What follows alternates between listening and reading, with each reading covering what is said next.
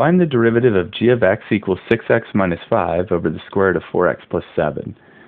So g of x here is the quotient of two functions. We have the 6x minus 5 divided by the square root of 4x plus 7. We're therefore going to make use of the quotient rule, but before we do that, I'm going to rewrite this in the denominator as a fractional exponent. Square root means first power, second root, 1/2 power. Overall, we have the quotient rule, so the derivative, g prime of x, will be the derivative of the numerator, that's just a 6, times the denominator left alone, so 4x plus 7 raised to the 1/2, minus the numerator left alone, 6x minus 5, times the derivative of the denominator. Now the denominator will be a power rule. We bring down the power 1/2. We leave the inside alone. We subtract 1 from the power. I will call that 2/2. And then we multiply by the derivative of the inside to complete the chain rule for that power.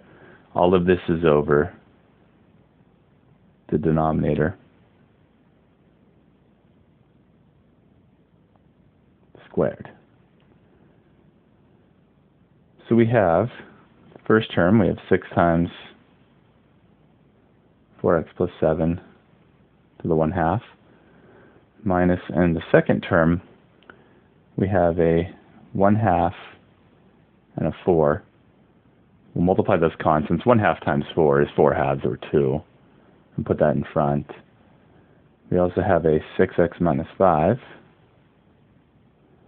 And then we have a 4x plus 7 to the 1 minus 2, or negative 1/2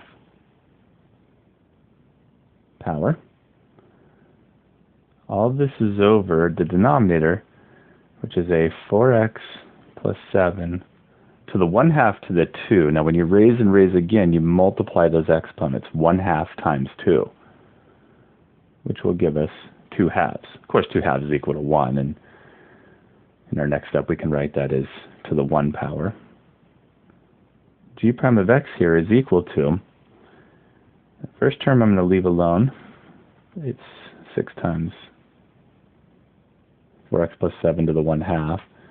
The second term I'm going to rewrite, because we have a negative exponent, I'm going to move that to the denominator so that I can make it a positive exponent. That 4x plus 7 moved to the denominator of just that term, it'll now be to the positive 1/2 power. And then all of this is over 4x plus 7 to the 1, or just 4x plus 7.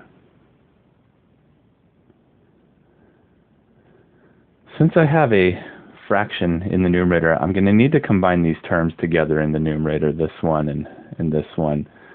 The first one is not a fraction and doesn't have a denominator just yet. The second one does have a denominator of 4x plus 7 to the 1/2. I'm going to need to produce the common denominator between them. That means I need to take this first one, 6 times 4x plus 7 to the 1/2, and multiply it by 4x plus 7 to the 1/2 over itself, a form of 1, to produce the common denominator between them.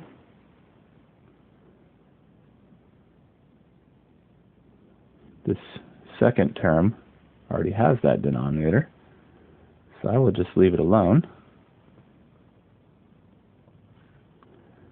And then all of this is over 4x plus 7.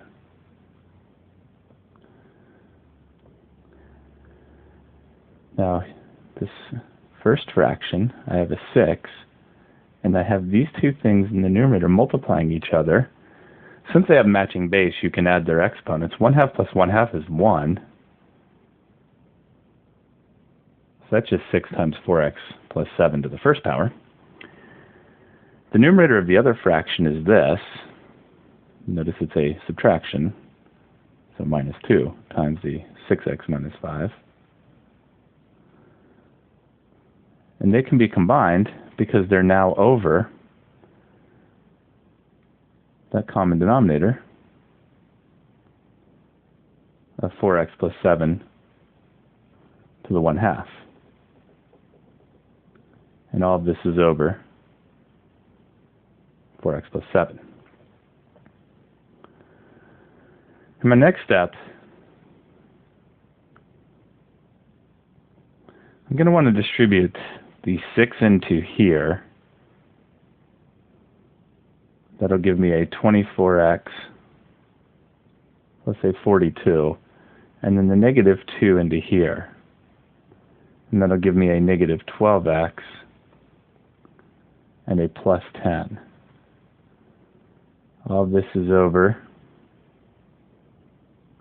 the 4x plus 7 to the 1/2, and all of that over the 4x plus 7. Now we can combine like terms together in the numerator. I have a 24x and a negative 12x. That'll combine to be a 12x. And I have a 42 and a 10, and those will combine to be a positive 52.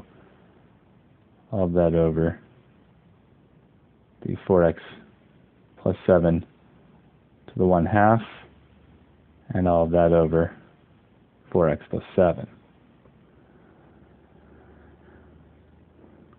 Well, I now have a fraction in the numerator, so I'm going to need to take the fraction in the denominator, reciprocate, and multiply. Well, the denominator is not a fraction just yet, but we can make it one by putting it over a 1. Let's actually reciprocate that and multiply it with the numerator. So I will rewrite the numerator exactly as we see it. It's all itself a fraction. Reciprocate that denominator fraction, so it'll be 1 over 4x plus 7. And we're going to multiply these. We multiply the numerators. Well, multiplying the numerators, 12x plus 52 times a 1 will be a 12x plus 52. Multiplying the denominators, we actually have like base. We have a 4x plus 7 to the 1/2, and we have a 4x plus 7 that's raised to the first power. This one here is raised to the first power. Instead of calling it 1, let's call it 2/2, a form of 1, so that when we combine those, we can add their exponents, 1/2 plus 2/2, and that will give us 4x plus 7 to the 3/2 power.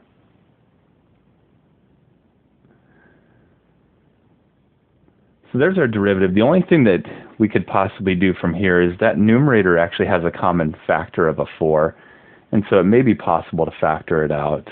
It may be less like what we see there, so I'm going to leave that version sitting there.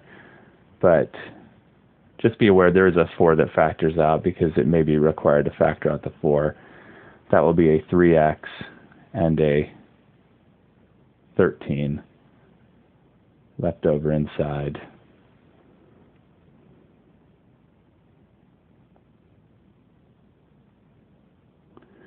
And so either of these versions are valid answers for g prime of x. 12x plus 52 over 4x plus 7 to the 3/2, or 4 times 3x plus 13 over 4x plus 7 to the 3/2.